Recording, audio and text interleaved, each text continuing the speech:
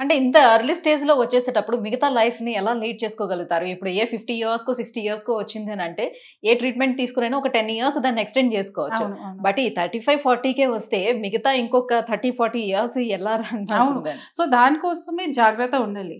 So, first thing is understand what is the problem. First స్టార్టింగ్‌లోనే diagnosis అయితే you can understand what's happening in my body. ఏం జరుగుతుంది? ఎంత problem ఉందో దాని ప్రకారం మేము ఏమేం చేంజెస్ చేయాలి. సో, అన్నీ if you understand you can take proper care. Like you said కదా! 10 ఇయర్స్, 20 ఇయర్స్, 30 ఇయర్స్ బానే ఉండాలి కదా! We should be active. So, మీకు ఫస్ట్ మోకాల్లో నొప్పి ఉంటే ఆర్ వేరే జాయింట్స్‌లో నొప్పి ఉంటే తప్పకుండా go and check with your doctor. So, జనరల్‌గా ఆస్టియోఆర్థరైటిస్‌లో ఫస్ట్ సింప్టమ్స్ ఏంటి? మోస్ట్ కామన్ సింప్టమ్స్ ఇది. జనరల్‌గా మీకు ఎట్ రెస్ట్ మీన్స్ రెస్ట్ చేసినప్పుడు టైంలో, పడుకున్నప్పుడు టైంలో నొప్పి లేదు.